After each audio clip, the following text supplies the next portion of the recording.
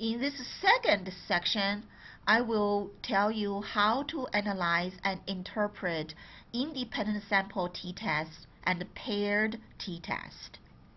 So for independent sample t-test, the dependent variable is a continuous variable again, and the independent variable is a categorical variable with only two categories.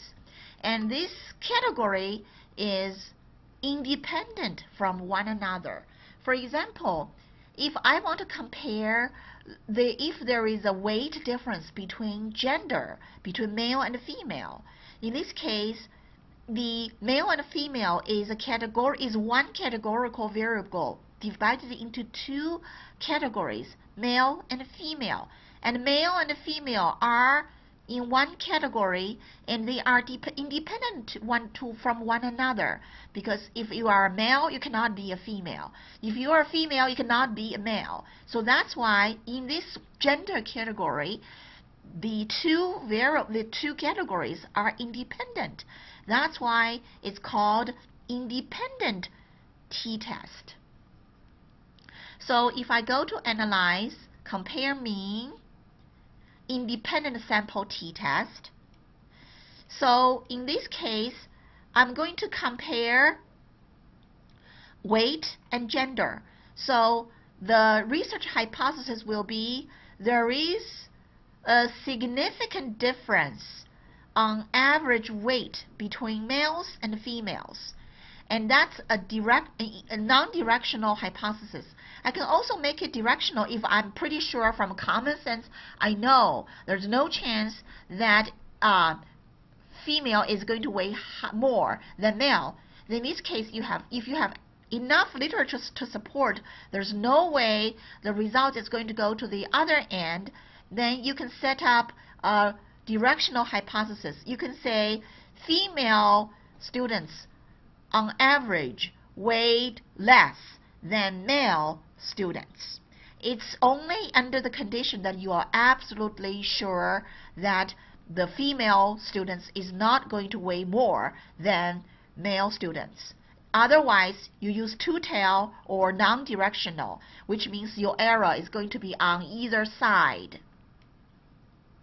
So I'm going to go to put a gender into, I'm comparing the groups. So I put weight into the test variable and putting gender into the grouping variable. And we know we are only having two groups. So it asks you to define groups. How do you mark the groups? We mark the groups as 1 and 2. So if I do it again here, so define groups, you type in 1 and type in 2. Remember we labeled 1, 2 in terms of gender. So in this case, we mark 1 and 2 to define our group. So we put the weight into the test variable, we'll put gender into the grouping variable, and we define our group as 1 and 2, 1 indicating male, 2 indicating female. And we say OK. And this is a result of independent sample t-test. And by looking at the descriptive part here, Horizon students, male is 31, female we have 68 students, and the mean weight for male, by looking at that, you can see by looking at this, you can see the male is higher, weight is higher than female. And the variability, the variance and standard deviation, there is a larger variability for male than for female. So in this case, we know there is a difference between male and female on average weight. The question is this difference significant, statistically significant? Is it reliable? What is the estimation error involved in this? Are we confident enough to say this is going to be repeatable, reliable, always the case, statistically significant? So by looking at the second table, independent sample t-test here, we can say the p-value here is a two-tailed test, which means there is a difference between the two, but we did not say which one is higher than the other. So that's why it's a two-tailed test. And there are two columns for us to look into. Looks like the error is almost like non-error. That means the sig, that's the probability of a type 1 error, is almost zero. It's 0.0000, is infinitive. In statistics, we cannot say it's zero. We can say it's less than 0.0001. So which means the error, the type 1 error, is 1 out of 1,000, 1 out of 10,000 chance, and so on and so forth. And one thing I want you to pay attention to is there are two columns here. There's a Levene's test of equality of variance. Don't go to this column for interpretation because there is a sig here also. So don't look at that. And you want to ask me, what is a Levene's test? Remember, the variance or standard deviation here is very high. So the independent sample tester wanted to test whether the two groups, the male and the female groups, the variance are equal.